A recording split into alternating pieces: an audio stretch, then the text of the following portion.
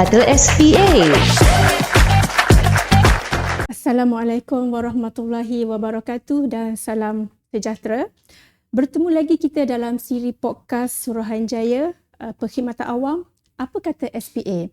Bersama saya Nora Iliani binti Abdul Razak selaku moderator anda pada hari ini. Dalam sesi kali ini kita akan membincangkan satu topik yang cukup menarik dan mungkin memberi sedikit debaran kepada calon-calon yang sedang memohon Jawatan Pegawai Tadbir dan Diplomatik atau PTD. Istimewanya topik hari ini yang kita bawakan adalah PAC dan UKJK, persediaan, penilaian dan potensi calon. Saya pastinya tidak berkeseorangan pada hari ini. Saya ditemani oleh dua orang panel yang cukup berpengalaman dan pastinya orang yang tepat untuk mengupas topik ini. Saya perkenalkan panel di sebelah saya. Yang pertama adalah Encik Hishamuddin bin Ahmad, penolong setiausaha dari bahagian penilaian kompetensi SPA. Apa khabar Encik Hisha? Alhamdulillah sihat, Puan Yani. Alhamdulillah. Okey, panel kedua kita bawakan adalah Encik Abdul Razak bin Abdul Rashid, penolong pengarah dari Cawangan Kecergasan Nasional, Jabatan Belia dan Sukan Negara, Kementerian Belia dan Sukan. Okey, selamat datang kepada Encik Abdul Razak ke podcast SPA. Terima kasih Puan Yani. Puan Yani apa khabar? Alhamdulillah, saya sihat sahaja.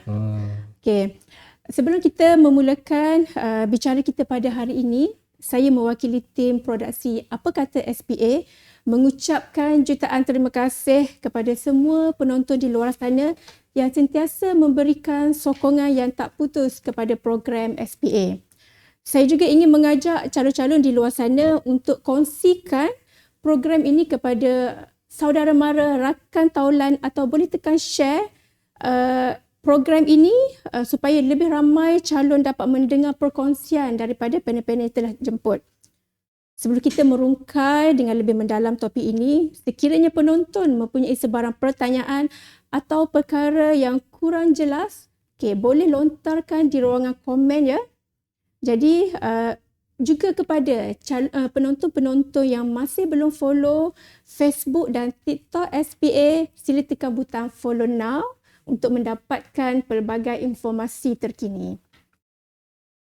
Saya rasa ramai calon PTD di luar sana dah tak sabar nak mendengar perkongsian daripada kedua-dua panel kita pada hari ini.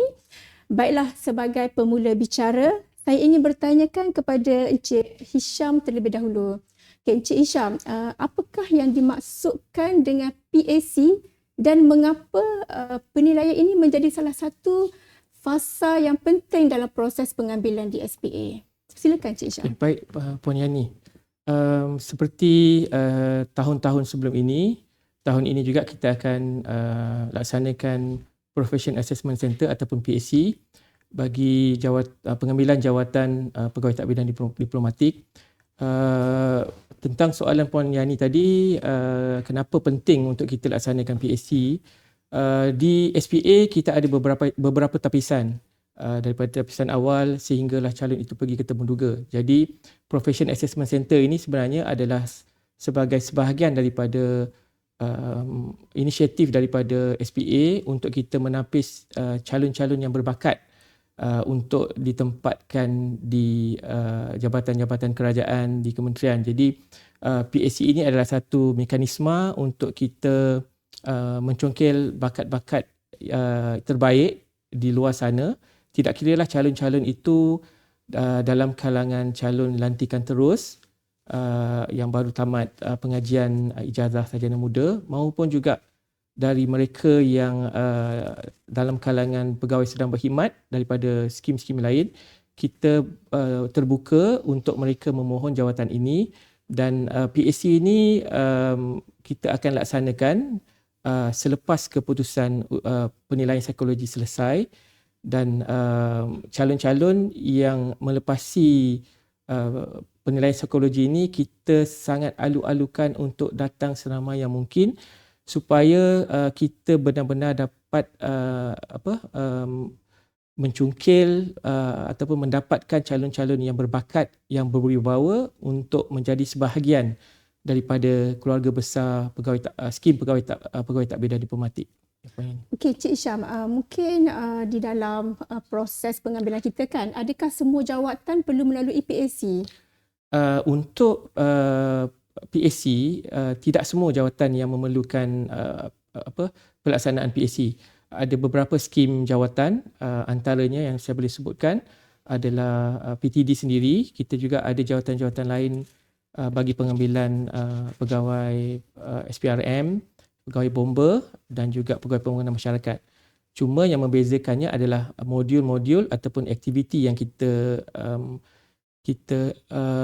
sediakan ataupun kementerian sediakan dengan seliaan ataupun panduan daripada SPA. So kita akan bantu mereka untuk membangunkan modul-modul yang bersesuaian. Sebab bila mana kita ditempatkan di kementerian khususnya bagi jawatan-jawatan yang grade ijazah sarjana muda ataupun grade 9 lah dalam perkhidmatan awam, kita perlukan calon-calon yang ada elemen kepimpinan yang mampu membuat keputusan. Sebab bila kita menjawat jawatan di grade yang tinggi, ada masa kita perlu membuat keputusan yang impromptu. Jadi pentingnya untuk kita laksanakan PAC ini supaya kita dapat mendapat ataupun mendapatkan calon-calon yang benar-benar berwibawa yang boleh menjadi pemimpin. Tidak kiralah pemimpin untuk di jabatan beliau, di komuniti di tempat mereka bekerja, ataupun di unit-unit ataupun section di bahagian ataupun di kementerian yang kita ditempatkan lah. So pentinglah Puan Yani untuk dalam konteks PAC itu untuk kita melahirkan calon-calon yang benar-benar berbakat. Okey. Kalau mungkin Cik Syah boleh kongsikan juga kan antara aktiviti yang dinilai dalam PAC sebenarnya apa? Ada berapa aktiviti? Okey, kita ada beberapa aktiviti yang kita dah bangunkan. Antaranya kita nak bangunkan, kita nak pastikan calon-calon yang kita akan lantik mereka, calon-calon yang mempunyai ataupun mampu menjana idea-idea baru lah. Sebab kita nak calon-calon yang ada dalam perkhidmatan awam adalah calon-calon yang boleh membantu untuk kita menggerakkan perkhidmatan awam dengan lebih efisien, dengan lebih baik. Sebab bagi calon-calon yang lantikan baharu, sudah pasti kita nak mereka bila masuk dalam perkhidmatan mempunyai idea-idea yang baru supaya ianya dapat dapat membantulah khususnya berkaitan dengan sistem perkhidmatan kerajaan. Jadi itulah kenapa penting untuk kita nak memastikan calon-calon ini memang benar-benar berbakat. So antara aktiviti ataupun modul yang kita bentuk antaranya kalau ianya ada berbentuk dalam bentuk tugasan individu dan juga tugasan berkumpulan. Jadi kalau tugasan individu kebiasaannya adalah aktiviti ataupun modul pengucapan awam, tidak kira sama ada dalam bahasa Melayu maupun bahasa Inggeris. Dan untuk aktiviti berkumpulan, kita ada latihan dalam kumpulan dan modulnya dalam sistem SPA kita ada banyak. Kita ada grup perbincangan kumpulan, kita ada aktiviti debat, kita ada aktiviti pengurusan projek. Cumanya untuk tahun 2026 ini semuanya masih lagi di peringkat SPA untuk kita tentukan. Kita nak rahsia kan? Supaya calon-calon nanti dia benar-benar sentiasa bersedia. Kalau dalam konteks PTD, Pegawai Tadbir Diplomatik, dia sangat terkenal lah dengan selangkah ke hadapan. Jadi dalam konteks ini saya rasa mereka-mereka di luar sana lah, adik-adik yang berada di luar sana tu, yang sekiranya mereka melepasi sebenarnya psikologi itu, kita mohon untuk adik-adik di luar sana sentiasa bersedia, sentiasa peka dengan pemakluman yang kita akan keluarkan, keputusan penilaian psikologi dan juga pemakluman untuk pergi ke Professional Assessment Center dalam masa terdekat ni Puan Yani. Okay. So kena sentiasa bersedialah dan peka dengan pemakluman insya-Allah. Okay, terima kasih di atas perkongsian Cik Hisham. Maksudnya PAC ni dia bukan sekadar nak melihat apa yang calon tahu kan, tetapi dia juga mengukur kompetensi yang kita boleh lihat secara keseluruhan lah daripada seseorang calon. Okey, jadi sekarang saya nak beralih kepada Encik Razak pula. Okay, selain daripada PSC, calon juga perlu melalui ujian UKJK atau ujian kecergasan jasmani kebangsaan. Boleh Encik Razak kongsikan apakah komponen yang dinilai dalam UKJK dan berapakah ujian yang perlu dilalui oleh calon? Okey, terima kasih Poliana. Kalau pihak SPA tadi, untuk PSC komponen-komponennya adalah rahsia. Untuk UKJK, saya rasa semua calon-calon di luar sana dah sedia maklum. Kita ada 5 ujian. Sebelum saya terang berkenaan dengan ujian-ujian ni, saya nak fahamkan konsep UKJK di dalam PSC atau Assessment untuk Pengambilan PTD lah pada tahun ini. Pada tahun-tahun yang sebelum-sebelumnya juga. Okey, kalau PSC adalah untuk ujian untuk mengetahui kompetensi ataupun pengetahuan calon-calon kita, UKJK adalah ujian untuk menilai kesihatan fizikal anda di luar sana ataupun calon-calon di luar sana lah. Itulah beza antara UKJK dan juga PSC. Dua ujian yang berbeza tapi saling melengkapi. Macam saya dengan Cik Isham saling melengkapi. Nak salam. Nak pegang tangan pula. Okay. So UKJK ni kita nak mencari bakal-bakal PTD ataupun penjawat awam yang sihat tubuh badan, yang boleh melaksanakan kerja harian dengan baik, produktif sepanjang masa. Macam battery energizer, rabbit tu kan tak pandai penat. Dan boleh, orang kata boleh memang fit untuk bekerja sepanjang masa. Itu yang kita nak sebab calon-calon kita adalah junior ataupun fresh ataupun muda lah. So kita expect mereka ni ada stamina yang baik. UKJK penting untuk menilai benda-benda ini. So antara UKJK, mungkin ramai dah tahu, Puan apa mungkin dah tahu, kita ada 5 komponen. 5 komponen, setiap komponen ni ada satu ujian. So start yang pertama, komposisi tubuh badan. Ini komponen ini kita uji dengan BMI. So ukur berat dengan tinggi. So kepada calon-calon yang nak skor markah tinggi tu, BMI dia kena cantik lah. BMI dia kena cantik tetapi tak semestinya contoh orang yang rendah kan? Betul. Orang yang lowered, spring potong pun boleh dapat BMI yang baik lah. Tapi diorang masih sempat lagi ke Cik Razak nak develop BMI mereka? Sekarang banyak ubat-ubat je. Boleh insyaAllah. Sempat lagi lah. Kalau ada 2 minggu saya rasa boleh lagi. Kalau nak adjust berat badan tu. Berat badan yang ideal lah. Berat badan yang ideal sikit lah. Mana yang mampu. Okay. Yang kedua, kita ada kecergasan kardiovaskular. Dua komponen yang pertama ni iaitu komposisi tubuh badan dan juga kecergasan kardiovaskular. Maksudnya kecergasan paru-paru dan jantung kita lah. Sangat penting untuk menilai tahap kesihatan seseorang ataupun calon-calon kita. So dua komponen ni markah dia, pemberat dia lebih sikit. So ujian kita nilai adalah ujian lari ulang-alik 20 meter. So lari patah balik ikut bunyi bip. So semakin lama semakin laju. Tak susah. Senang je, just lari ikut kemampuan. Saya tengok rata-rata kebanyakan orang boleh berlari dengan baiklah. Berlari boleh, cuma nak skor tinggi tu yang payah. Berlari senang. So ujian yang seterusnya kita ada kekuatan otot. So kekuatan otot kita uji kekuatan otot tangan. Kita akan bagi satu mesin hand grip dynamometer dan calon-calon just perlu genggam sekuat yang mungkin lah. So banyak senaman kita boleh buat untuk kuatkan genggaman tangan ni. Nanti kita cerita kemudian. Okey, seterusnya kita ada juga daya tahan otot. Komponen daya tahan otot yang keempat, daya tahan otot adalah, atau dalam bahasa Inggeris dia, muscular endurance. Maksudnya daya tahan otot kita untuk bergerak dalam satu tempoh masa lah. So dalam ujian ni, UKJK kita uji curl up ataupun bahasa Melayu dia ringkuk tubi. Bukan meringkuk dalam penjara Cik Yana. Meringkuk dalam penjara lain. Tapi dia macam sama. Meringkukkan dia macam ni kan. So ini dia ringkuk tubi. So kita bagi masa dalam masa 60 saat. So buatlah. So peserta-peserta ataupun calon kena buat kalau macam calon yang sit up. tak contoh dalam 60 Nak saat kan? Nak saya demo ke? Dalam 60 saat kalau calon macam rasa dah tak mampu nak bertahan, dia boleh stop. Boleh, dia dalam masa 60 saat. Kalau dia buat 10 saat dah semput, dia rest 5 saat, dia boleh cuba buat lagi lah. Kalau ada energy gel, macam kita lari kan. Kalau sempat nak makan, rasa boleh buat lagi, boleh buat. Tak ada masalah ya.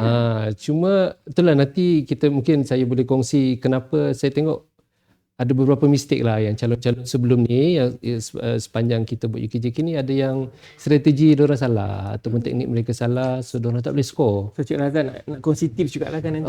Nanti kita kongsi tips lah dengan Hujan. Tapi contoh-contoh ujian-ujian ni ada dalam YouTube semua kan Cik Razan. Betul, ada. Mereka boleh dapatkan maklumat tu lebih awal kan, tak perlu tunggu sehingga hari kejadian. Betul tak Cik Razak?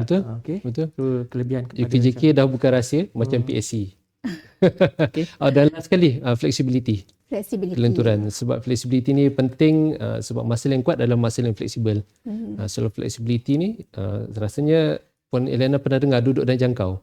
Letak tangan macam ni, tu kita tolak alat tu lah.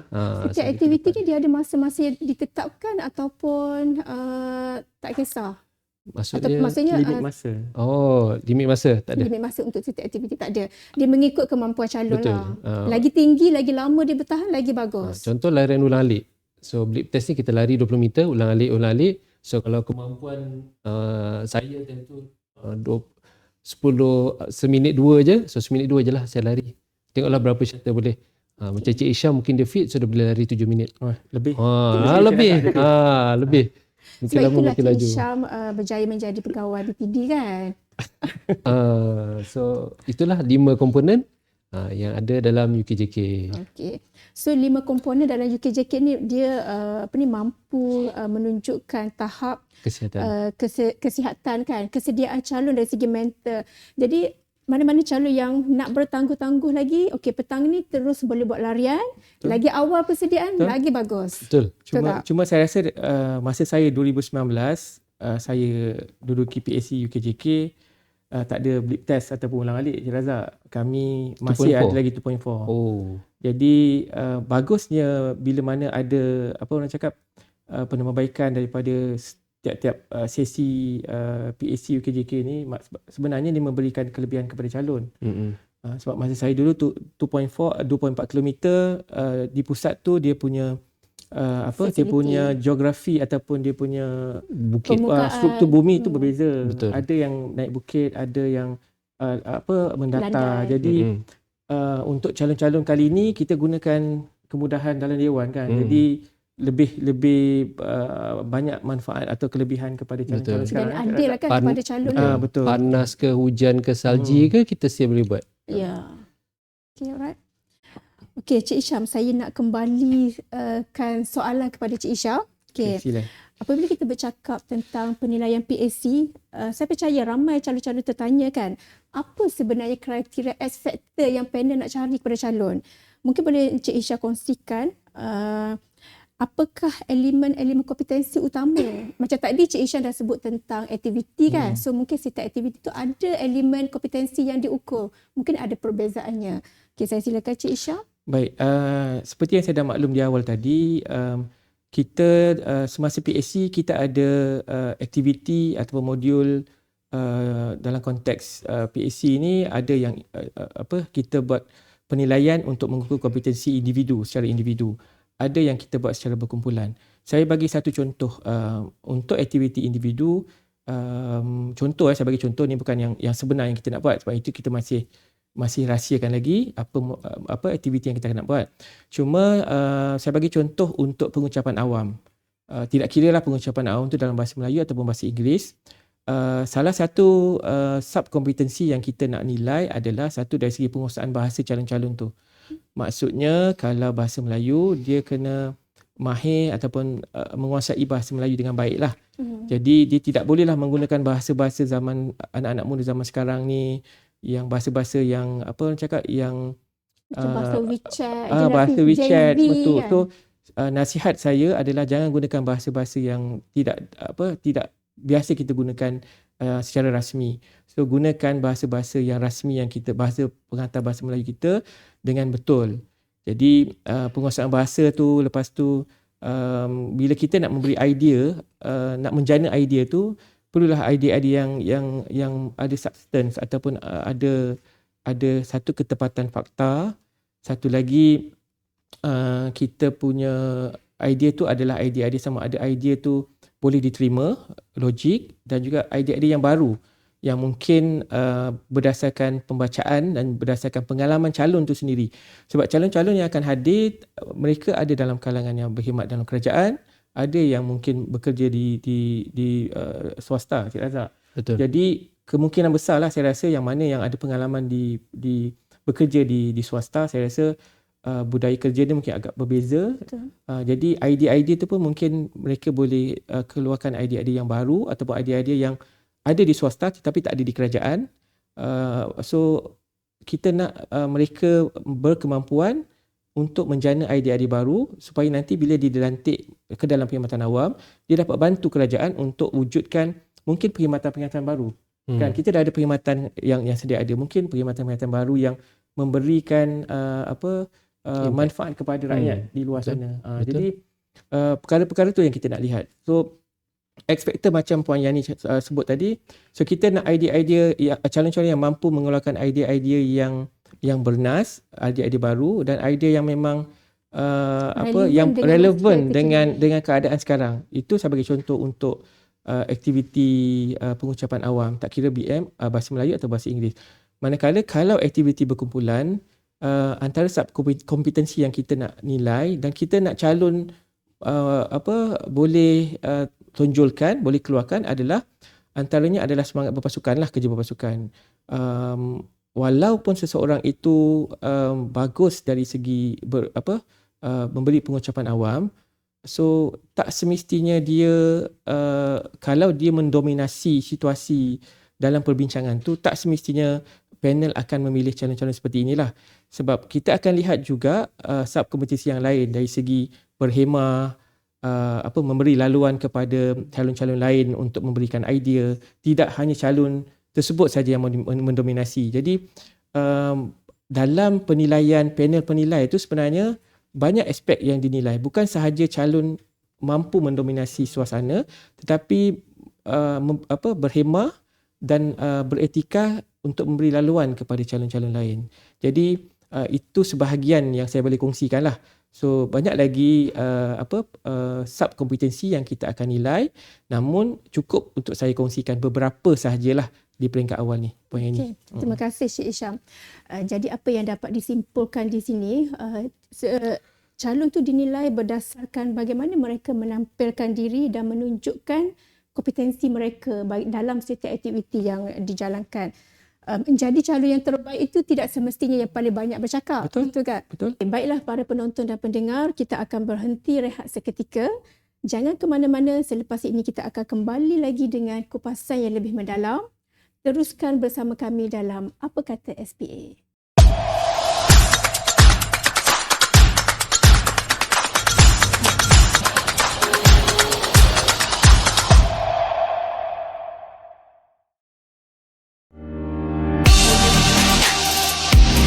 Selamat datang ke Pusat Temuruga Suruhanjaya Perkhidmatan Awam Malaysia SPA. Bagi memberikan nilai tambah dalam perkhidmatan SPA kepada pelanggan, kini Pusat Temuruga bukan hanya memberikan perkhidmatan urusan temuruga sahaja. Memperkenalkan kepada anda Pusat Temuruga Plus atau PTD Plus.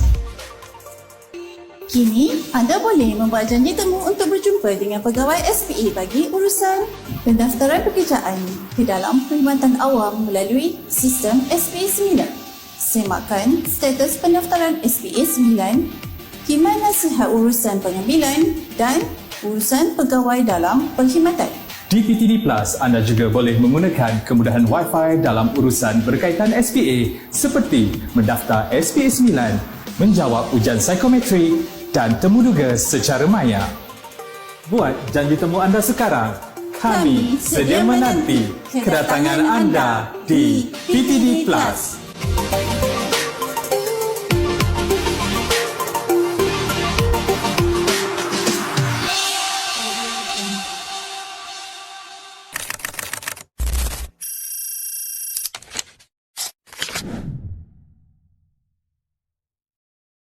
Assalamualaikum warahmatullahi wabarakatuh. Islam mengajar kita untuk jujur dan integriti ini sebahagian daripada iman. Percaya, jujur, amanah, ini adalah nilai-nilai yang diajar dalam agama kita. Dan agama kita mengajar kita menjadi seorang yang berintegriti.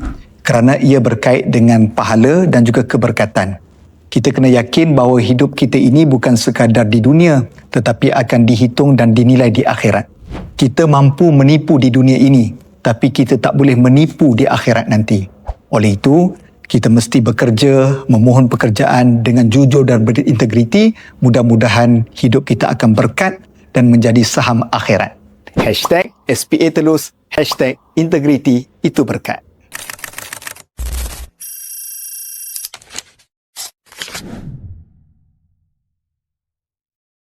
Saya teringat sabda Nabi SAW sebut, orang yang menipu bukanlah datang daripada golongan kami. Maknanya, orang menipu ini tidak diiktiraf, bahkan dikutuk oleh baginda Nabi SAW. Kalau kita mula dengan menipu, maka hidup kita selepas itu akan bertimpa-timpa dengan penipuan, tidak berkat, susah, tidak tenang dan banyak masalah. Kita mula mengupah orang untuk menjawab peperiksaan perkhidmatan awam. Ataupun kita tipu sijil. Kita rasa kita cerdik. Apabila kita dapat pekerjaan itu, di situlah bermula episod hidup kita tidak berkat. Kita tidak akan tenang, keluarga kita akan jadi susah dan banyak lagi masalah-masalah bertimpa bermula daripada penipuan kita ketika mana memohon pekerjaan. Kalau kita layak, kita jujur, insya-Allah Allah Ta'ala akan permudahkan. Yakin kepada rezeki Allah. #SPA Telus, #integriti itu berkat.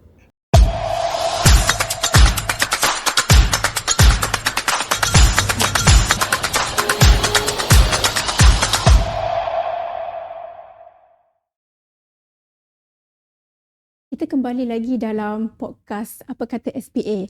Terima kasih kepada yang masih setia bersama kami dan kepada yang baru join, selamat datang.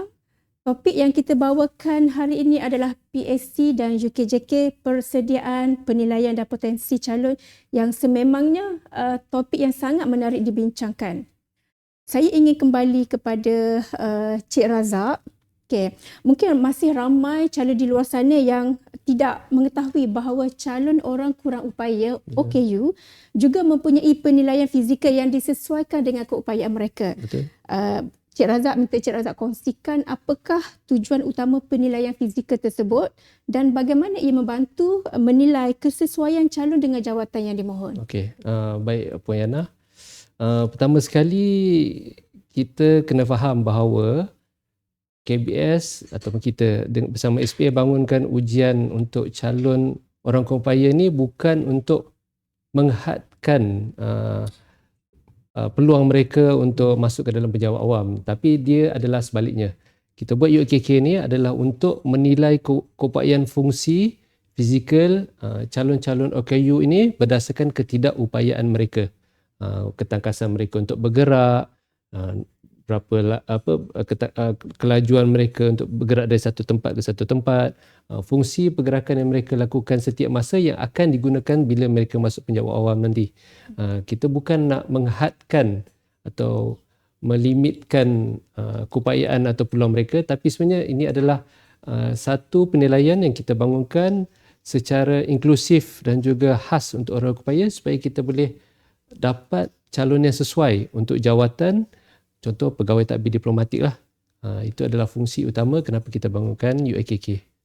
Adakah calon OKU ini akan melalui 5 komponen yang sama seperti UKJK? Dia berbeza sikit. Beza. Dia ada berbeza sikit. Bila calon OKU ni kita ada beberapa ujian yang disesuaikan mengikut ketidakupayaan. Contoh mereka yang berkursi roda, kita takkan nak suruh orang lari kan. So kita suruh orang tolak kursi roda 20 meter. Contoh macam tu. So untuk ujian UAKK kita ada 4 komponen, lebih kurang kita ada 4 ujian lah yang akan disesuaikan mengikut kesesuaian mereka. So kita akan uji kekuasa, kelajuan, ketakasan dan juga keseimbangan badan. Lebih kurang sama tapi berbeza sedikit. So ujian-ujiannya mungkin boleh calon-calon OKU boleh untuk mendapatkan sedikit gambaran, dah ada video yang kita kongsikan supaya lebih mudah mereka fahami kalau diorang tengok video tu lah. Di mana Cik Razak kita tak boleh lihat video tersebut? Rasanya SPA ada sediakan di dalam portal. Okey. Rasanya. Okey, so boleh. pada calon-calon OKU kan boleh dapatkan maklumat itu di Betul. portal SPA. Betul. Sebab kalau saya cerita pun saya boleh cakap lah. So yang pertama kita ada lontaran bola keranjang. So ambil bola, kita buang bola. So ini kita nak tahu kuasa mereka. Lepas tu kita ada standing broad jump, lompat jauh berdiri. Tapi tak semua calon akan buat ujian-ujian ni lah. Contoh ujian ketakasan 505. Calon yang buta kita tak akan buat ujian ni. So dia ikut kesesuaian. So boleh tengok video tu lebih mudah untuk dipahami lah. Daripada saya explain je macam tu. Oh, okay, alright. So kita harap calon-calon dapat maklumat ini dengan sebaiknya lah kan, sebelum kita pergi kepada ujian UAKK tersebut kan. Okey, seterusnya kita ada satu soalan menarik yang ditanyakan oleh follower kita di ruangan komen TikTok SPA. Saya rasa soalan ini dia memang mewakili lah calon-calon di luar sana. Okey, soalan yang ditanyakan adalah, adakah kita perlu menghabiskan semua komponen UKJK sekiranya gagal di ujian pertama? Macam tadi ujian BMI kan. So kalau kata BMI dia dah tak lepasi syarat, adakah dia kira terus gagal ataupun dia boleh pergi kepada next ujian? Okay, silakan Cik Razak. Jawapannya ya. Ya tu yang mana satu? Ya maksud dia, ya maksud dia calon-calon kena habiskan semua ujian. Contoh BMI saya 30, tak adalah ujian UKJK ni dia tak ada lulus gagal. Dia tak ada penyingkiran lah maksudnya. Dia tak ada penyingkiran. Dia bukan macam kita buat pertandingan menyanyi ke apa, ada penyingkiran start awal, tak ada. So dia tak kisah kalau ujian pertama selalunya kita akan setkan BMI. So kalau lah ada calon tu rasa BMI dia kurang memberansangkan, skor dia kurang, tapi dia still kena habiskan ujian-ujian lain. Sebab ujian UKJK ni dia ambil markah secara keseluruhan. Dia bukan ambil single-single ikut komponen tak, dia ambil keseluruhan. So contoh walaupun BMI saya mungkin 40, tapi waktu ujian kecergasan larian tu saya dapat skor, so mungkin markah saya tinggi. Contoh lagi satu, kalau wanita mungkin tengah mengandung, perut dia besar sikit, so dia tak boleh nak buat curl up pasal perut dia halang kan, dia nak buat curl up, so mungkin markah dia dekat sana rendah, tapi markah dekat tempat lain tinggi. So dia still ada peluang untuk dapat anugerah emas, contoh emas pula, perak. Jadi maksudnya kalau calon-calon yang BMI bukan BMI yang ideal, maksudnya mereka boleh hadir macam tu Cik Razak? Boleh. Mereka still boleh hadir, boleh cuba buat yang terbaik, tapi nasihat saya kepada calon-calon luar sana, kalau boleh rendahkan sikitlah BMI tu. Nampak lebih, saya rasa sebagai penjakwam kita kena nampak segak sikit kot di hari temuduga. Betul. Di hari temuduga. Keterampilan yang segak itu akan memberi first impression kan? Betul, first impression. Dia macam kalau kita nak mengurat awet kan. Awet kena tengok first impression tu. So saya rasa pegawai-pegawai kita yang menilai pun rasanya akan buat benda yang sama. First impression matters lah. Cuma saya nak sentuh tadi soalan markah PSC boleh menampung kegagalan UKJK. Sekiranya calon dia rasa macam dia dah tak berapa berjaya untuk UKJK kan, adakah PSC tu dia boleh cover balik tak markah yang UKJK? Kalau boleh senang lah Cik Syam kan. Kalau boleh memang dia tak nak buat UKJK, dia buat PSC je. Boleh pilih lah maksudnya kalau boleh pilih. Tak boleh. Dia PSC dan UKJK ni dia fungsi ujian yang berlainan. Macam PSC ni dia lebih kepada nak menilai kompetensi, pengetahuan, cara berkomunikasi calon. Tapi untuk UKJK dia lebih kepada nak menguji tahap kecergasan ataupun kesihatan fizikal lah. So dua fungsi yang berbeza tetapi saling melengkapi satu sama lain antara kami dua. So walaupun kalau calon tak boleh skor dekat UKJK, markah PSC tak akan dapat menampung ataupun tak boleh cover lah kesilapan dekat fizikal tadi. PSC tak akan boleh. Jadi calon ni perlu memastikan setiap aktiviti yang dilalui itu buatlah yang terbaik, supaya markah-markah penilaian tu dia dapat memberi satu lonjakan semangat kan kepada calon. Okay, saya tambah sikit lah. Boleh, silakan. Saya rasa dari segi calon-calon yang memang berminat untuk hadir, jangan hadkan pada diri kita lah. Maksudnya kalau saya macam Cik Razak sebut tadi, kalau kata BMI dia mungkin terlebih sikit contoh dia kan, mungkin 30 ataupun 35 contoh dia. Jadi jangan rasa macam ada kekurangan dalam diri. Betul. Maksudnya datang saja, macam Cik Razak cakap tadi, BMI itu adalah sebahagian daripada komponen. Yes. Bukan ada elemen penyikiran. Jadi BMI ada pemarkahan. Untuk 4 lagi ujian tu dia maksud kata dia terkumpul lah. Betul. Maksudnya kelima-lima ni akan dikumpulkan dan dicampur dengan markah dalam PSC. Jadi kemungkinan besar ada calon yang mungkin dia markah PSC dia tak cemerlang sangat, tetapi UKJK dia mungkin dia cemerlang. Jadi saranan saya supaya calon-calon ni bila mereka dah hadir tu jangan berhenti separuh jalan lah. Maksud saya tu sebab kita akan buat PSC dan seterusnya kita akan buat UKJK. Jadi bila calon dah hadiri PSC, hadirilah sampai habis. Maksudnya daripada pagi itu pukul 8 kita mula, insya-Allah kita akan selesaikan PSC itu sampai tengah hari dan sebelah petang kita akan buat UKJK.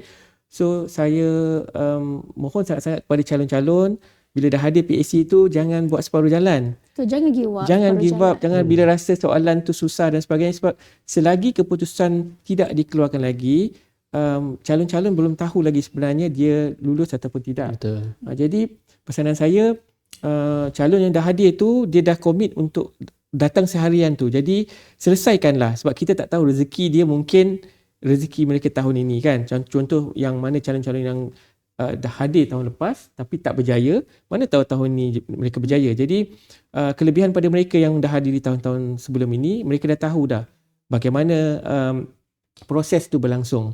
Jadi jangan separuh jalan, pastikan lengkapkan PSC dan lengkapkan ujian UKJK tu. Mana tahu tahun ini adalah tahun cemerlang bagi bagi anda. Cik Syam, saya nak tanya sikit boleh? Ya. Ada tak calon sebelum-sebelum ni kan, calon-calon yang dia hadir PSC tapi dia rasa dia tak perform, dia tak boleh skor, tak boleh jawab soalan-soalan susah, lepas tu dia terus balik, dia tak pergi teruskan dekat UKJK. Separuh jalan lah macam tadi tu. Ada ke? Ada. Sebab saya sentuh tadi, saranan saya pastikan ambil secara sepenuhnya.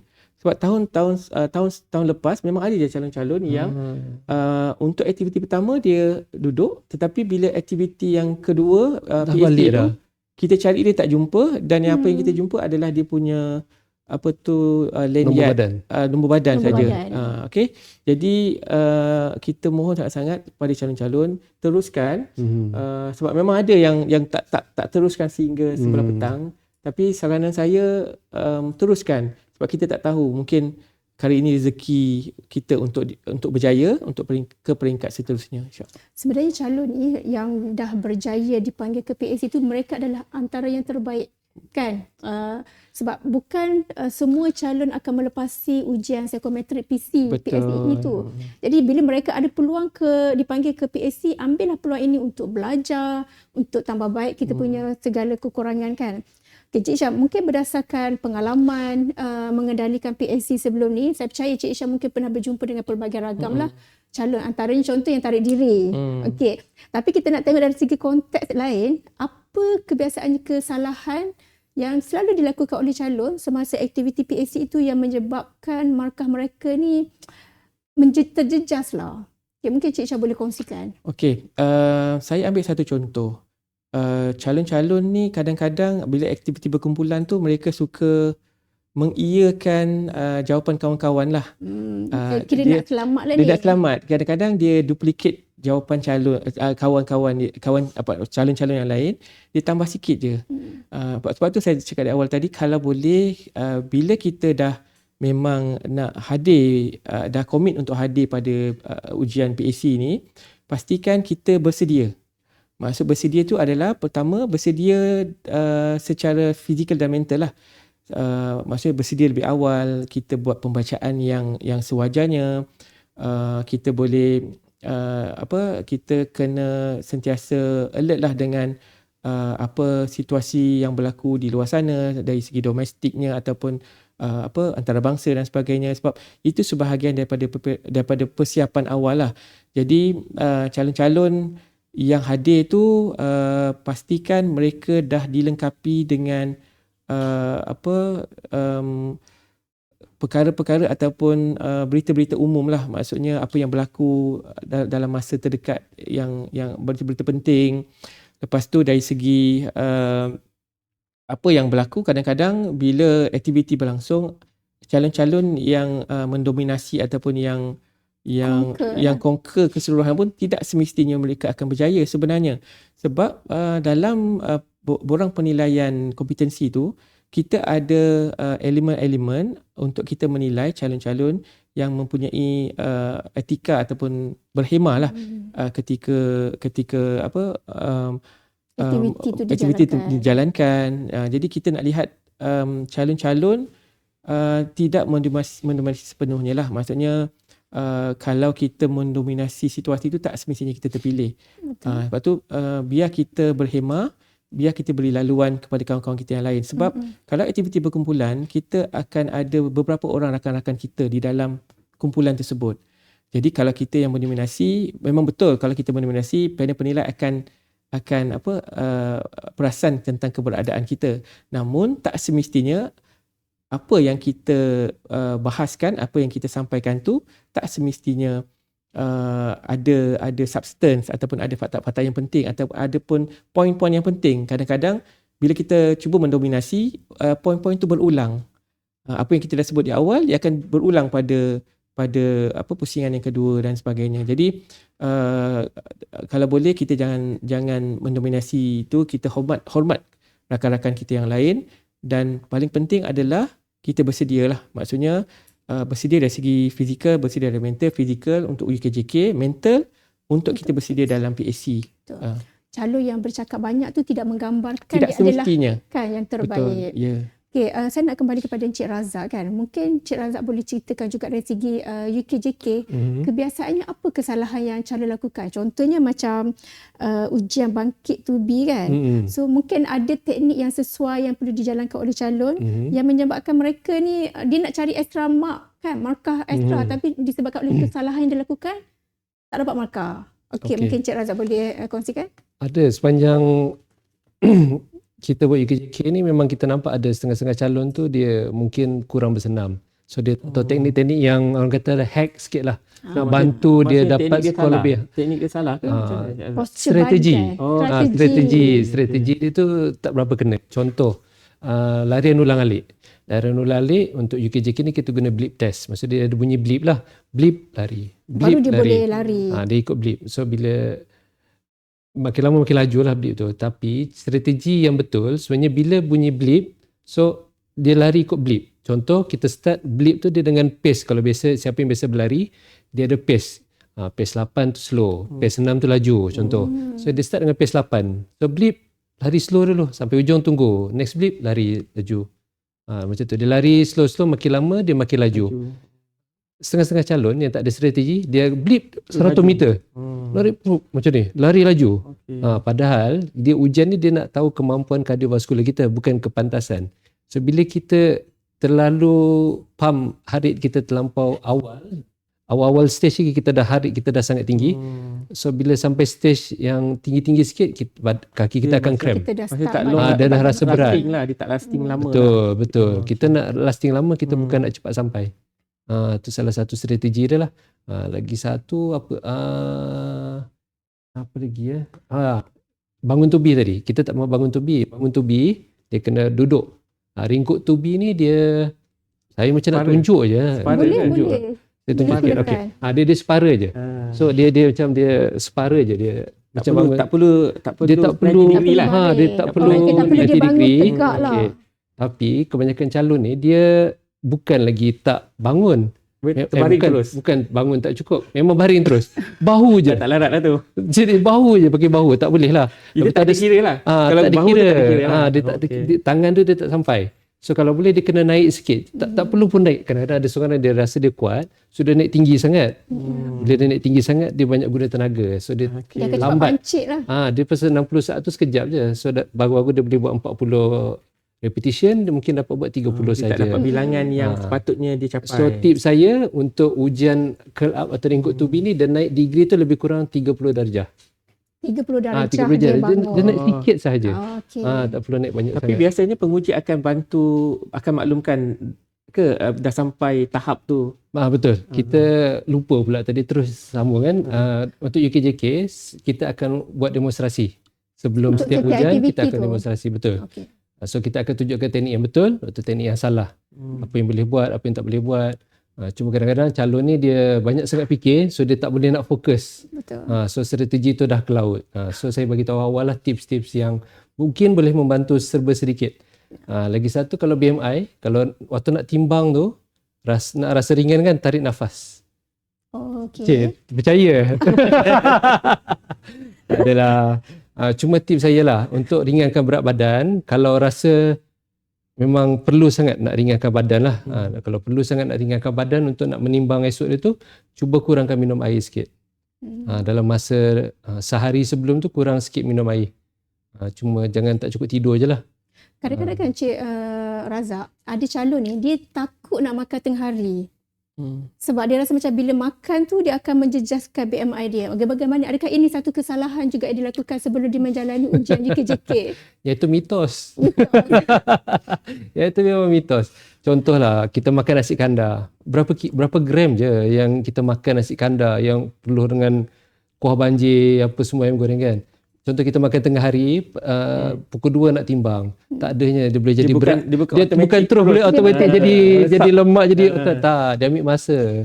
Tapi yang pasti calon dia kena mengambil sedikit karbo lah kan sebelum dia menjalani ujian. Betul. Sebab ada setengah calon ni dia risau kan nak makan, jadi dia tak makan langsung. Jadi itu mungkin boleh jadi ada yang calon akan collapse dan sebagainya lah semasa kita jalan ke ujian UKJK. Dalam email pemakluman kepada calon, memang kita akan masukkan perenggan yang mana kita minta calon untuk sarapan terlebih dahulu dan bawa makanan yang secukupnya. Bermakna di sini ialah kalau kata calon-calon risau untuk makan makanan yang berat, contoh nasi dan sebagainya, dia boleh bawa sendiri daripada rumah menu ataupun masakan yang dirasa sesuai untuk dibersedia di sebelah petang nanti untuk UKJK. So memang kita masukkan perenggan-perenggan tersebut supaya calon-calon ni dia tahu, especially pada calon-calon yang tak pernah hadir. Kita akan ada calon yang kali pertama, yang baru grad tahun-tahun sebelum-sebelum ni kan, ada yang mungkin dah pernah hadir, jadi dia tahu pengalaman tu. Jadi memang kita akan masukkan perenggan supaya calon-calon sarapan terlebih dahulu dan juga untuk membawa makanan yang secukupnya untuk bekalan mereka makan pada tengah hari. Sebab antara PAC dan juga UKJK kita akan ada rehat lebih kurang dalam 1 jam lebih untuk calon berehat, calon makan tengah hari dan solat untuk yang beragama Islam. Jadi sekiranya calon rasa macam mereka ada menu ataupun makanan sendiri nak bawa daripada rumah supaya dia ada banyak masa untuk dia berehat dan bersedia untuk ke peringkat UKJK di sebelah petang nanti. Okay, so calon-calon pastikan mengambil pemakanan yang sebaiknya, makanan seimbang lah kan. Kurangkan makanan yang manis, yang berminyak, yang boleh menjejaskan, yang pedas. Okay. Ini antara tips yang calon perlu berikan perhatian kerana ia akan memberi satu keperluan yang penting kepada calon nanti pada hari UKJK. Puan Anna, kalau saya boleh tambah, salah satu makanan kalau ada apa-apa ujian, ini tips untuk atlet lah, selalu kita bagi kepada atlet. Kita akan nak syorkan kepada atlet jangan ambil makanan yang berkafein dalam masa 24 jam sebelum apa-apa tournament. Sebab bila kafein ni dia heart akan naik, nervous. So bila calon-calon yang kadang-kadang yang tangan cepat basah, yang gemuruh kan. So bila dia ambil kopi atau benda-benda yang caffeinated lah. So pagi tu waktu PAC tu dia nervous. Kadang-kadang dia terlalu nervous sampai dia tak boleh nak control, dia tak boleh nak berfikir dengan elok. Waktu ujian pun sama. Betul, ni tips penting ni sebab pagi tu kita akan buat PAC. Betul. Jadi di pagi tu sebenarnya yang banyak akan mengguna minda kita untuk berfikir, untuk bercakap kan, untuk kita melontarkan idea-idea. Jadi kalau dia makan kafein tu mungkin menjejaskan sikit dari segi dia punya. Betul. Sebab calon ni dia perlu present diri secara individu kan. Jadi mungkin nervous tu dah akan bertambah lah nanti. Lagi satu, nasihat saya, ini kebanyakan calon kalau esok ada test ke apa kan, diorang memang tak akan tidur cukup. Tidur, tak sebenarnya tips penting, memang sangat penting untuk kita jaga tidur kita, terutamanya dalam seminggu nak hadir ke PAC dengan UKJK ni, kita kena jaga tidur. So calon-calon tahu ke berapa jam tidur yang secukupnya? 8 jam. 7 hingga 9 lah. So 8 jam tu cun. 7 hingga 9 jam. So kalau 5 jam tidur mungkinlah Dia calon akan kita lebih terganggu. membuat persediaan kan. Itu yang separuh jalan tu PhD ambil pukul 10 dah tak ada, dah hilang rasa dah. give Sebab up kan. dia rasa macam dia tak bersedia. Kita punya mental pun, otak kita dah exhausted. Sebab tidur tak cukup. Contoh 2 hari asyik study PhD Encik Isham kata kena berpengetahuan lah, kena apa dia baca semua, memang tidur 3-4 jam je dah 2 hari. So otak dia tak akan boleh function dengan optimum lah. Betul. So tidur kena jaga. Ya. Okey, terima kasih. Sangat menarik sebenarnya perkongsian ni kan. Saya pun belajar banyak tips daripada Encik Razak tentang pemakanan seimbang kan. Biasa bila kita makan, kita akan follow apa yang trend kan. Kafe, Kunafa, kopi, kunafa pistachio. kunafa dan sebagainya lah. Pisang cheese kan. Okey. Jadi calon-calon, mohon untuk menjaga dari segi pemakanan anda ya. So maksudnya bulan ni kena elakkan makan benda-benda tu lah apa yang. Ya, sebaiknya. Okey. Mungkin kepada panel, kepada Fesi, kepada kita semualah kan. Okey, baik, saya nak bertanyakan soalan ni kepada kedua-dua panel. Okey.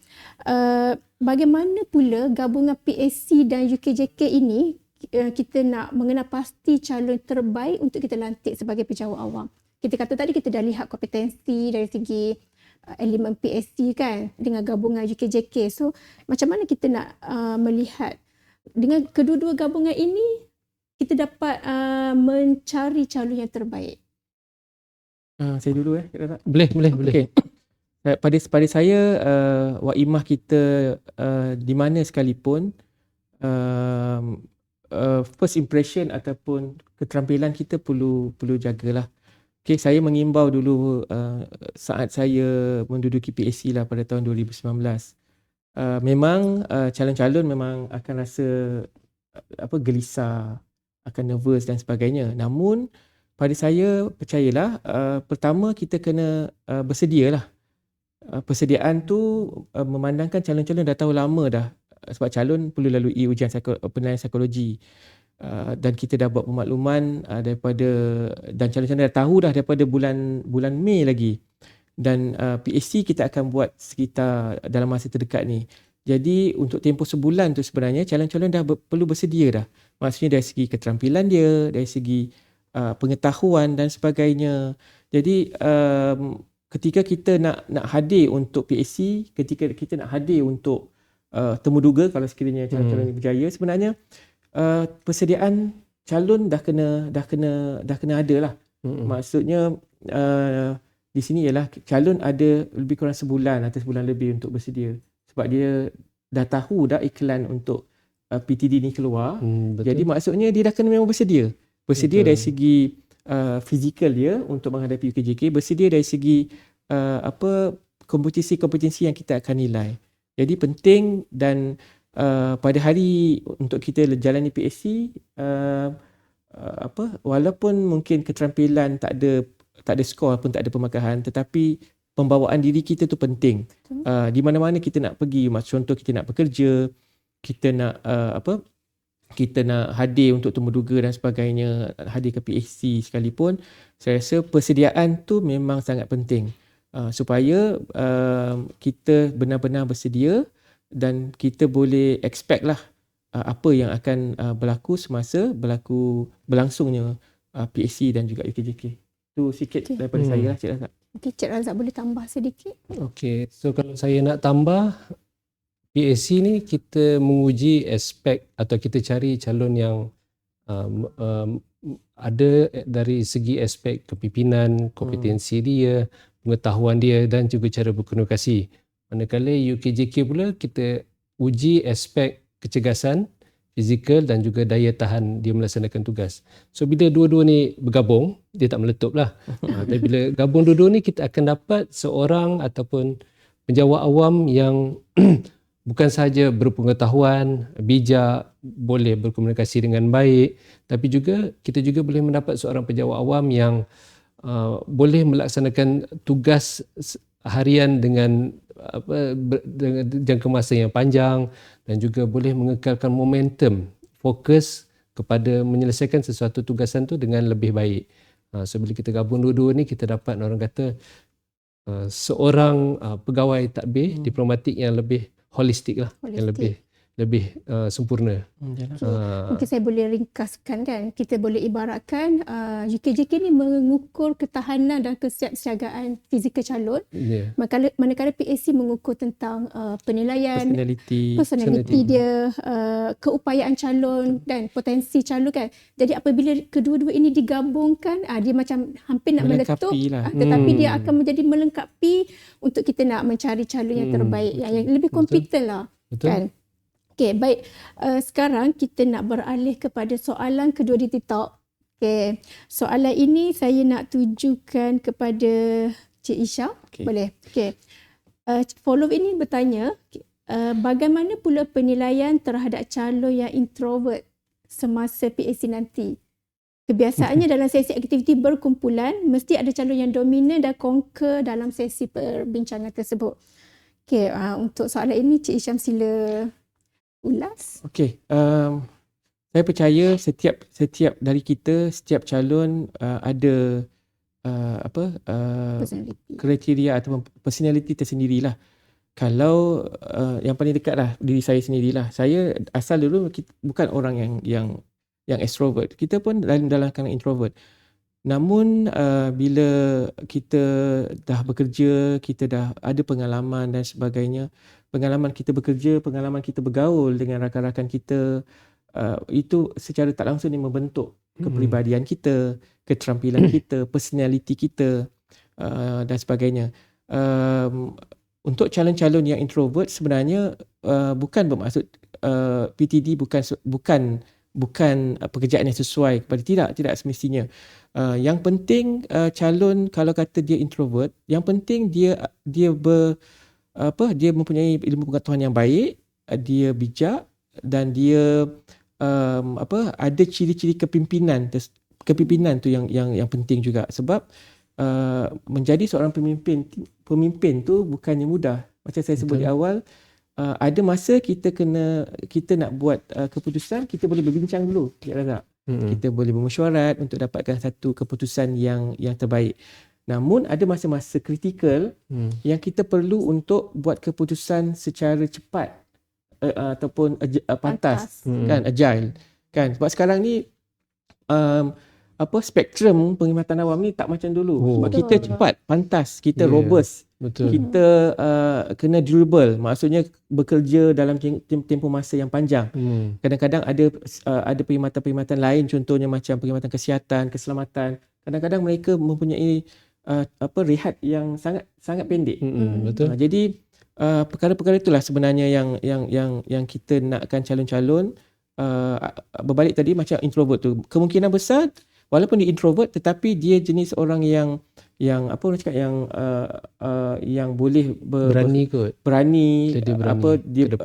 depan, dia berani untuk memberi idea-idea baru. Betul. Dan sebagainya. Mungkin dia introvert tapi idea-idea yang dilontarkan tu mungkin idea yang kita tak pernah fikir pun. Betul. Jadi kalau kita seorang introvert, tak semestinya kita tak boleh nak pergi ke penilaian PAC nanti, tak boleh pergi ke UKJK. Mungkin calon ni bila dilihat ada calon yang lebih outstanding kan, dominan dalam perbincangan tu, dia anggap dia dah memberi sedikit tekanan kan kepada dia. So macam mana calon ni nak berhadapan dengan yang calon yang lebih dominan? Betul. Sebab calon yang outstanding memang akan sentiasa ada dalam kumpulan-kumpulan tertentu. Cuma pada saya, kita cuba jadi diri kita dan cuba jadi diri kita sendiri dengan menampilkan kelebihan yang ada dalam diri kita. Okay, tetapi tak bolehlah kita bila introvert tu terus kita senyap, memencilkan diri kita ataupun kita kurang bercakap. Jadi bila kurang bercakap sebenarnya nampak kita ni kurang terlibat dalam sesi, tak kira lah sesi perbincangan kumpulan ataupun sesi group discussion dan sebagainya. Kita kena sentiasa berani lah. Walaupun kita introvert, yang penting kita berani untuk kita memberi hujah, memberi idea-idea yang bernas, memberi cadangan-cadangan yang mungkin akan membantu rakan-rakan lain dalam sesi perbincangan tersebut lah. Kadang daripada kita mungkin akan spark kepada idea-idea ataupun cadangan-cadangan lebih baik untuk rakan-rakan yang lain. Itu sedikit point daripada saya. Puan Yani, saya nak tanya. Nak tambah, okay? Tanya Puan Yani lah. Tanya saya boleh? Saya introvert ke extrovert? Kalau tengok je. Saya bukanlah ahli menunjum kan, tapi saya Macam mana? percaya dengan pembawakan diri Cik Razak. Mungkin Cik Razak ni dia tengah-tengah. Mungkin ada kesesuaiannya kita akan jadi introvert, ada kesesuaian kita jadi extrovert. Dia fleksibel lah maksudnya. Fleksibel. Saya pun baru tahu ni waktu saya buat ujian psikologi, saya tak ingat dekat mana. Saya ni seorang introvert. Extrovert. Introvert. So saya pun baru tahu saya sebenarnya seorang introvert. Tapi bila depan orang, macam sekarang tengah bercakap, saya okey. Mungkin automatik lah. macam Cik Isham kata, Cik Isham pun dulu di kalangan orang introvert. Saya rasa saya masih introvert, cuma mungkin bila kita berani berhujah, kita berani bagi pendapat, berani kongsi maklumat, lepas tu kita pun nampak berkeyakinan. So mungkin orang nampak kita sebenarnya bukan introvert. Betul. Jadi kepada calon-calon di luar sana, saya adalah contoh terbaik yang anda nampak macam extrovert tapi sebenarnya saya adalah introvert. Saya pun tak ingat dulu waktu PAC dulu saya macam mana, tapi saya tak rasa saya seorang yang senyap lah. Maksud dia walaupun ada calon-calon yang outstanding yang saya rasa macam wah hebat gila dia ni kan. Tapi tak ada harapan lah kita kan. Tapi kita cuba bermain dengan kelebihan diri kita. Calon ni dia kena tahu kan di mana dia nak mencari titik keseimbangan kan. So sejauh mana dia perlu dominan, sejauh mana dia perlu bukanlah pasif tapi dia perlu stop untuk bercakap kan. Sebab bila calon terlalu dominan ataupun terlalu pasif, dia akan menjejaskan penilaian calon. So panel akan lihat bagaimana calon tu dia menyumbang secara berkesan dalam kumpulan. Kalau terlalu dominan mungkin nampak macam dia nak conquer semua. Bila terlalu senyap, dia macam memberi peluang orang lain Maksud kata kita jadi moderate lah. Tengah-tengah lah. Tengah-tengah. Betul. Kesesuaian keadaan itu akan menentukan. Yang ni kita pun dulu calon. So saya tahu masalah calon-calon yang pernah datang sebelum ni kan. Diorang nak compete ni yang paling susah bila debater. Bila dalam grup tu ada debater, dia pandai bercakap. Tapi adik-adik, kadang-kadang debater ni dia sembang kadang-kadang lah, saya tak kata semua, dia sembang kosong. Dia memang pandai bercakap fluent tapi dia point tak ada. Betul. Anda yang introvert walaupun mungkin susah nak atau malu tak bercakap, tapi make sure bila kita bercakap tu it matters lah. Dia ada pemberat dekat situ. So itu point dia. Mana kata kita kena buat satu topik khas untuk calon introvert dalam kan? Boleh. Panjang lebar kita buat. Mungkin calon yang introvert ni dia boleh praktis setiap hari kan bercakap. Mungkin kalau contoh saya kan, kalau saya nervous, saya kena bercakap depan Cik Isham tu, Cik Razak dan komen lah apa penambahbaikan yang saya boleh buat. So itu salah satu juga cara untuk calon buat persediaan kan untuk PAC nanti. Betul. Okey, baiklah kedua panel kita nak berehat seketika. Jangan ke mana-mana, selepas ini kita akan kembali lagi, kita akan kupas lagi dengan topik yang lebih menarik. Teruskan bersama kami dalam Apa Kata SPA.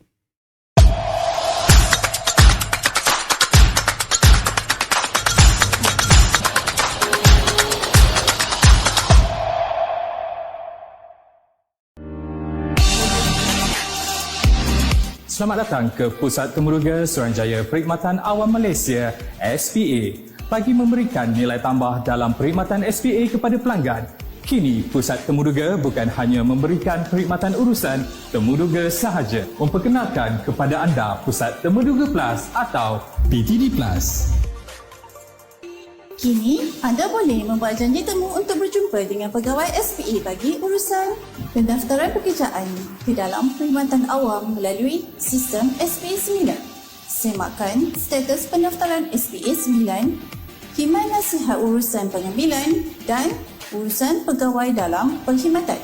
Di PTD Plus, anda juga boleh menggunakan kemudahan Wi-Fi dalam urusan berkaitan SPA seperti mendaftar SPA 9, menjawab ujian psikometrik dan temuduga secara maya. Buat janji temu anda sekarang. Kami sedia menanti kedatangan anda di PTD Plus.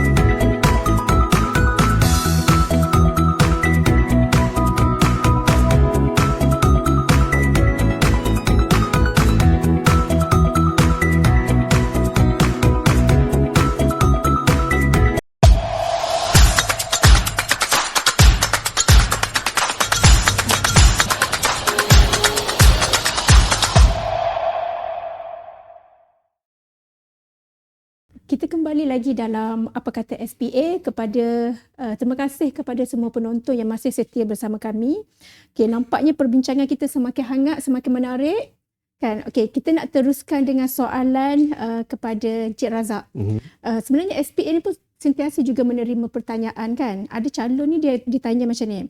Salah satu ujian yang diuji dalam UKJK adalah ujian lari ulang-alik ataupun bleed test kan. Okay. Jika ada wanita yang mengandung ataupun ada calon yang tak sihat, yang cedera pada hari kejadian, adakah calon tu dah dikira gagal?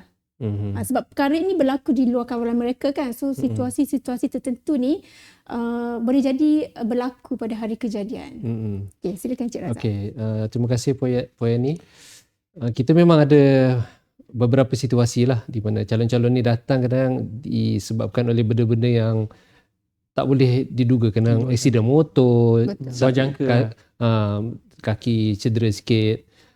Tapi calon-calon yang penting just datang PSC, datang UKJK sebab kita ada SOP-SOP yang kita ikut dan juga kita akan menilai situasi calon pada hari kejadian lah.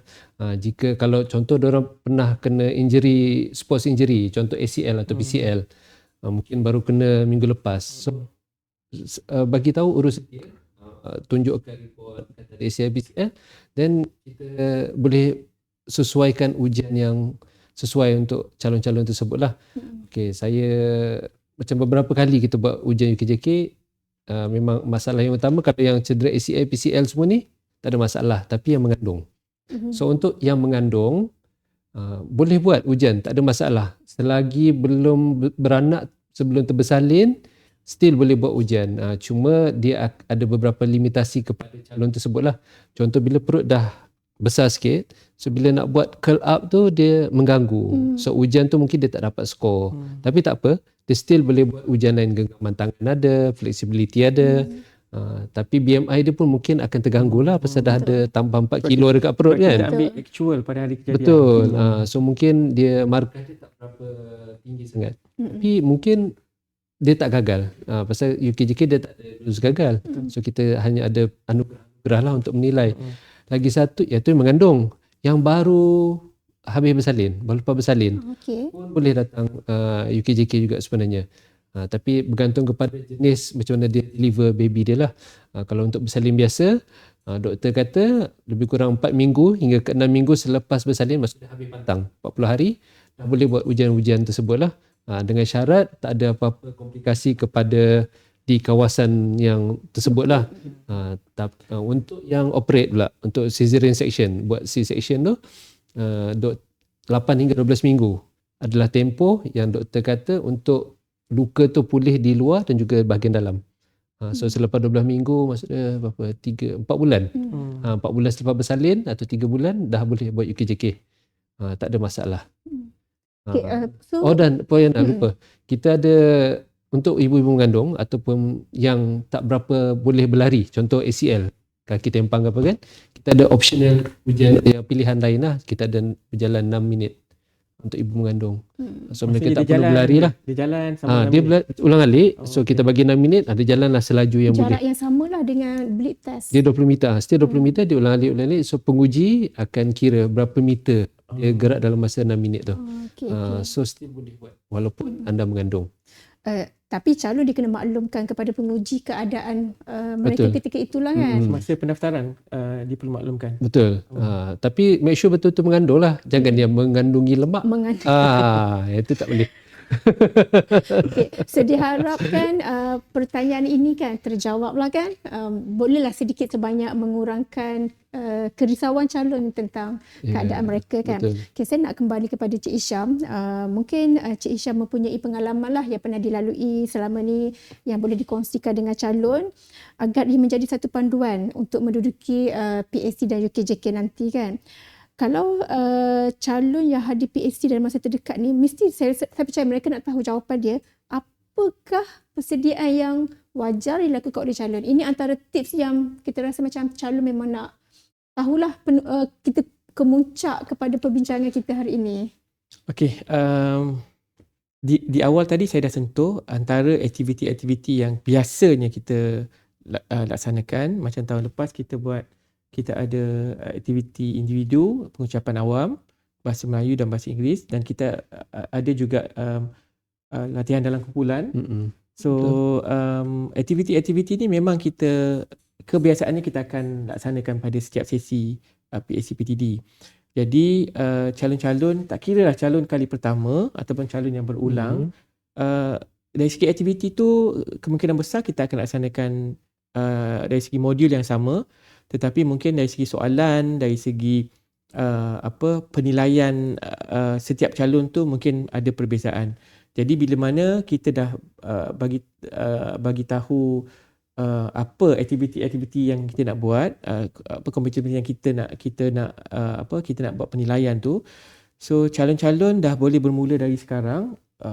Untuk PSC kena bersedialah, maksudnya untuk meningkatkan keyakinan dia, cuba untuk nanti semasa hari kejadian, semasa hari PSC, bila kita diberi ruang untuk bercakap, cuba jadi orang yang awal, dan juga kita beri masa kita nak bagi idea tu, idea yang benar-benar logik yang boleh dilaksanakan, dan idea-idea yang barulah, supaya panel penilai akan melihat calon-calon adalah calon-calon yang terbaik lah. Sebab calon nanti akan datang, semua calon pada hari kejadian, semua calon adalah sama, kan? Dia tak ada beza pun, as long as dia datang. Cuma yang membezakan dia adalah bagaimana dia nak membawa pembawaan diri dia, bagaimana dia nak menjawab setiap satu soalan yang diberikan. Kalau ikut kepada tahun lalu, kebanyakan calon dia memang bila mana pengucapan awam bahasa Inggeris tu memang ramai yang kita buat penilaian, ramai calon yang markah yang tak berapa baiklah. Tetapi bila pengucapan awam bahasa Melayu, dia cover balik lah. Dia dapat skor yang agak tinggi. Jadi sebab tu saya cakap di awal tadi, pastikan kita hadirkan diri, kita selesaikan semua aktiviti dalam PSC dan semua ujian yang ada dalam UKJK, supaya bila mana kami di peringkat SPA, bila kita nak buat penentuan skor tersebut, penentuan skor untuk calon-calon ni berada dalam satu kelompok markah yang terbaik lah. Sebagai contoh, untuk tahun lalu kita calon-calon yang kita panggil lebih kurang 6,000 lebih, tetapi yang hadir lebih kurang 3,000 lebih. Lebih kurang 50 ke 55%. Jadi saya rayu sangat-sangat untuk calon-calon di luar sana, bukan mudah untuk melepasi penilaian psikologi ni. Kita untuk tahun ni kita ada lebih kurang 70,000 lebih calon. So calon-calon untuk tahun ni kita masih belum tahu lagi berapa yang akan melepasi. Cuma nasihat saya, bila mana kita dah melepasi, kita dah jawab 564 soalan dalam penilaian psikologi. Bukan mudah tu. Dan bila kita dah melepasi tu, sepatutnya kita cuba hadirkan diri, rancang sebaik mungkin. Satu situasi ada calon yang semasa PSC dia sedang bertugas sebagai pramugari. Jadi dia berminat untuk hadir. Jadi kita cuba bantu dia untuk kita tengok pusat-pusat yang available untuk dia, dan kita cuba dapatkan tarikh yang sesuai untuk dia balik ke Malaysia. Jadi kita di peringkat SPA, bukan saja di peringkat SPA, di peringkat tim daripada KBS, kita cuba bantu untuk calon bantu mereka untuk hadir. Yang paling penting adalah hadirkan diri dulu di pusat penilaian kita. Yang dari situ baru kita boleh tahu sama ada kita ni kompeten ataupun tak kompeten untuk melepasi setiap ujian-ujian kita tetapkan. Dari segi pengurusan masa, seawal jam berapa calon boleh datang? Kalau ikut pengalaman kita dulu, pukul 6.30 pun dah ada calon dah. Tapi urus dia kita akan berada di pusat seawal 6.45 hingga 7 pagi.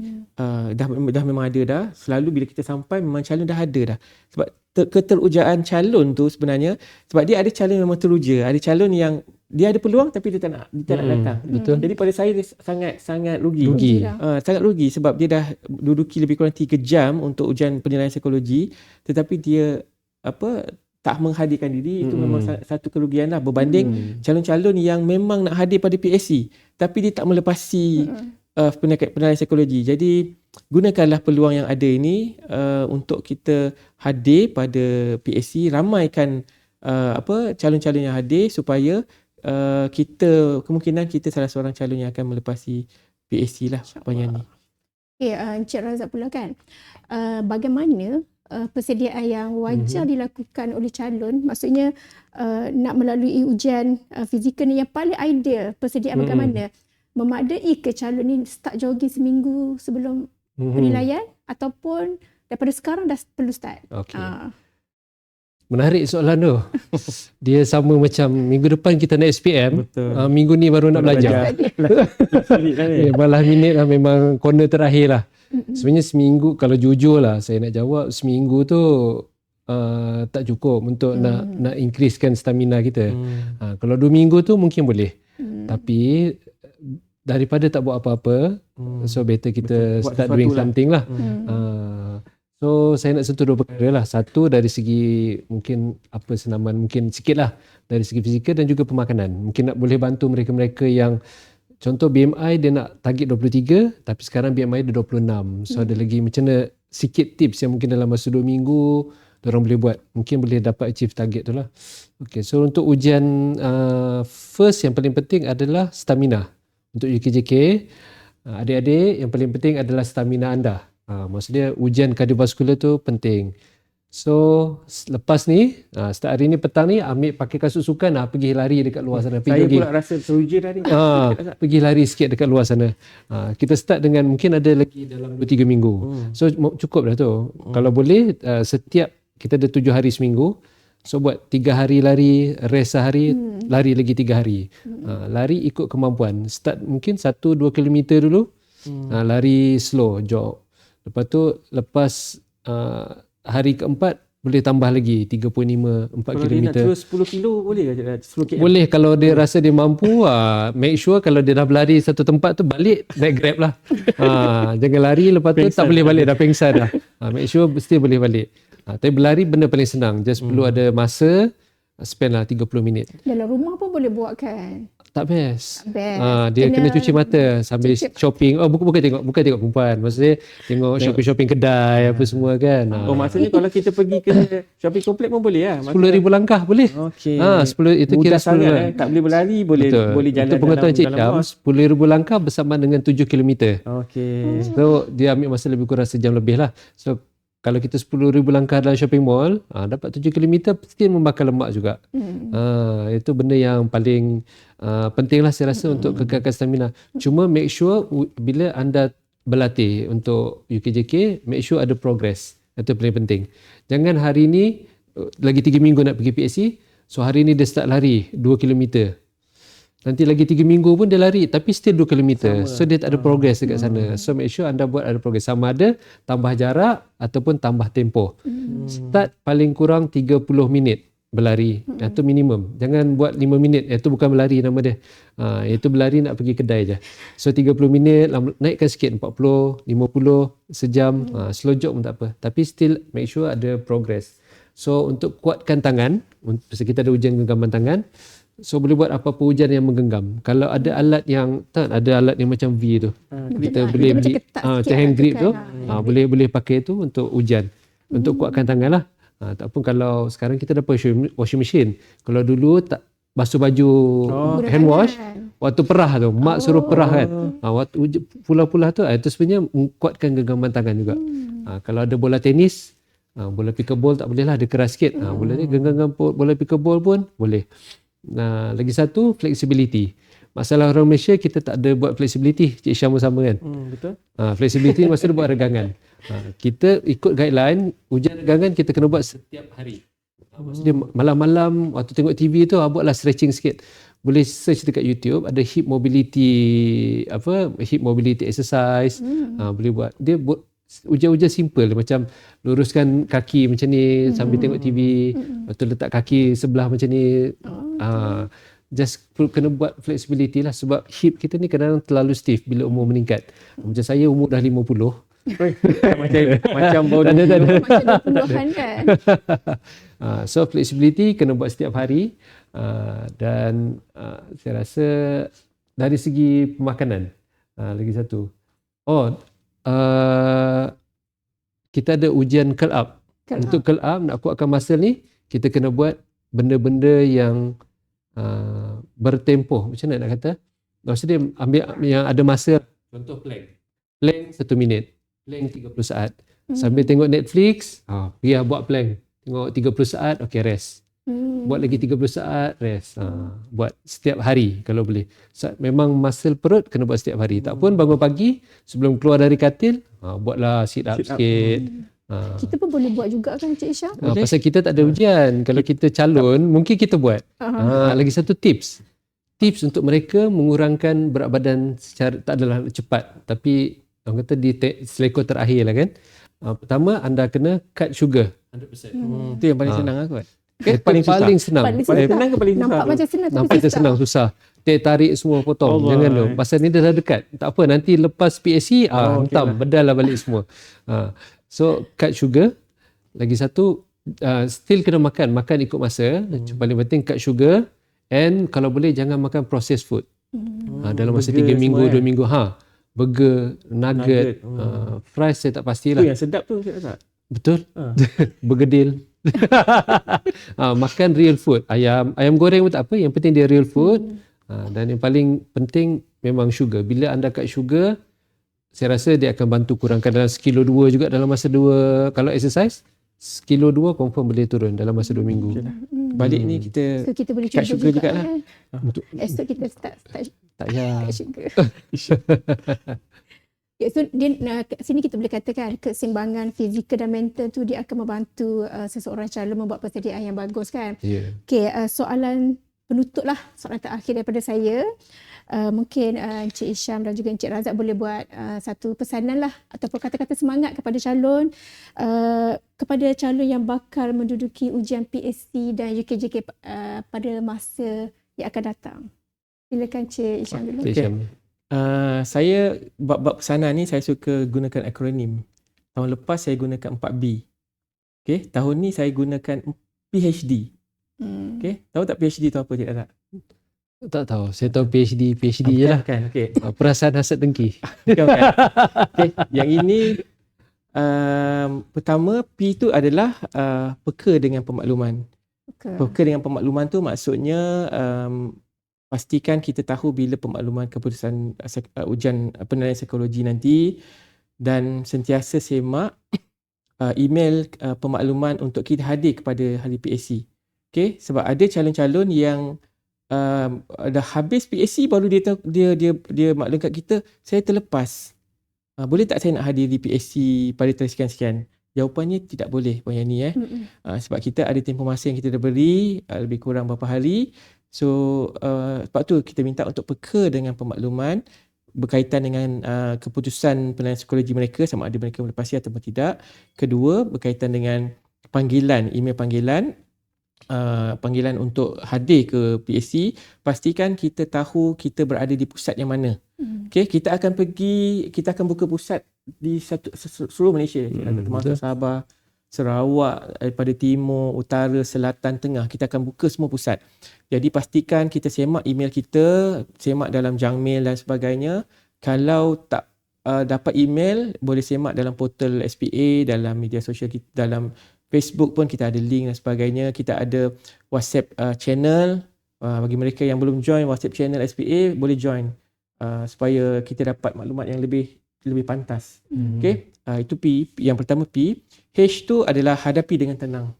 Maksudnya pertama kita buat persiapan. Kita dah tahu dah mungkin dalam tempoh bulan ni ataupun bulan depan kita nak hadapi PSC. Kita kena bermula daripada sekarang. Kita lengkapkan diri kita dengan pengetahuan umum, persediaan kita, keterampilan kita, kesihatan kita, pakaian kita yang kita nak gunakan nanti. Lepas tu dengan kompetisi-kompetisi yang saya dah maklumkan tadi, maksudnya kena berkeyakinan, ada ciri-ciri kepimpinan, mampu untuk menganalisis dan menyelesaikan masalah bila mana kita bagi tajuk-tajuk tersebut. Dan tenang tu maksudnya bila hari kejadian tu, sebelum hari kejadian PSC tu pun kita dah kena bersedia lah. Okay? Kalau kata kita minta calon untuk daftar pada pukul 8 pagi, pastikan kita datang awal. Okay? Janganlah datang, kita cakap pukul 8, datang pukul 9 dan sebagainya. Nanti kalau kita lewat, kita tergesa-gesa. Jadi kita kena keluar awal daripada rumah supaya kita dah sampai ke pusat lebih awal supaya kita bersedia dengan tenang. Macam mana kita juga tadi Cik Razak, kita nak datang sini, kita datang awal supaya kita bersedia. Jadi apa sekalipun kita nak buat, yang penting kita datang awal supaya kita menyesuaikan diri dengan suasana kita di pusat tu nanti. Sebab tu saya cakap hadapi dengan tenang, masuk bilik exam, masuk ke bilik aktiviti nanti dengan perasaan yang senang hati bila kita dah sampai awal. Bayangkan kalau kita sampai lambat, kan? Kita dah rushing nak cari parking. Lepas tu nak tahu bilik dekat mana, kan? Dewan ujian dekat mana, kan? Jadi tergesa-gesa, jadi kita punya performance pun nanti, kita punya prestasi pun nanti terumbang-ambing. Jadi pastikan kita hadapi situasi-situasi hari mendatang dengan tenang. Dan yang terakhir, cuba teka. D tu apa? Doa. Ya, okey, tepat sekali. Okey. Yang ketiga, jangan lupa untuk berdoa. Berdoa daripada kita individu atau calon sendiri. Doa daripada mana? Daripada siapa lagi Cik Razak? Mak ayah. Okey. Doa kalau kita ada mak ayah kita. Kalau tak ada mak ayah, siapa lagi Cik Razak? Kalau kita nak minta. Atuk nenek. Atuk nenek kita, Adik-beradik. isteri kita, adik-beradik kita, Isteri, betul. mak ayah mertua kita, kan? Itu semua adalah orang-orang yang boleh bantu kita untuk kita dipermudahkan dalam urusan. Saya memang seringkali bila saya nak ada ujian-ujian besar, Cik Razak, macam ni. saya pada dulu lagi dah. Alhamdulillah mak saya masih ada. Perkara pertama yang saya akan berdoa memang untuk diri kita sendiri setiap hari, tapi saya akan hubungi mak saya untuk doakan supaya perjalanan kita untuk urusan-urusan yang besar tu dipermudahkan, insya-Allah. Jadi pesanan saya tadi, PhD untuk semua calon-calon di luar sana, satu, peka dengan pemakluman. H itu adalah hadapi dengan tenang. Dan D adalah doa. Doa dari kita sendiri dan minta doa daripada ibu ayah kita, insya-Allah. Mudah-mudahan perjalanan urusan PSC dan UKJK atau UAKK calon-calon tahun 2026 ni akan berjalan lancar. Dan saya doakan calon-calon nanti yang hadir dipermudahkan urusan dan juga menjadi sebahagian daripada calon-calon yang akan pergi ke peringkat PSC dan juga ke Temuduga, dan insya-Allah yang mana yang terbaik itu akan dilantik menjadi pegawai tadbiran diplomatik, insya-Allah. Okay, Itu saja pesan dari saya. Terima kasih Cik Isyam. Satu perkongsian yang menarik, kan. PhD, saya membayangkan macam tadilah pergi belajar, kan. Orang yang ada kelayakan dan PhD. So calon-calon boleh ambil perhatian dengan tips yang dikongsikan ini. Okey, Cik Razak mungkin kata-kata semangat kepada calon yang bakal menduduki PhD dan UKJK pada masa akan datang. Okey.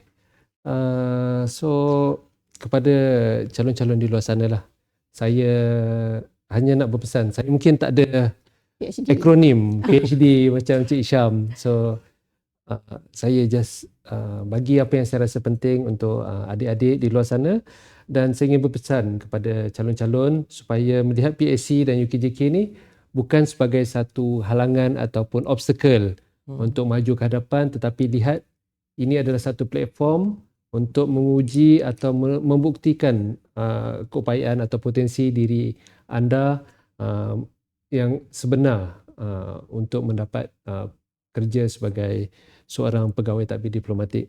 Lakukan persediaan rapi. Waktu datang nanti, make sure datang dengan berkeyakinan, kemas, rambut diikat baik, semua sisi rapi, baju tu kalau boleh iron, datang lebih awal. Macam Isyam kata, sebab bila kita hadir lebih awal, kita dah boleh settle down, kita boleh bertenang, kita boleh sedia apa yang patut. Dan semasa ujian, make sure anda berikan yang terbaik, make sure anda berikan yang terbaik, dan kongsikan idea-idea yang bernas lah, jangan simpan banyak sangat.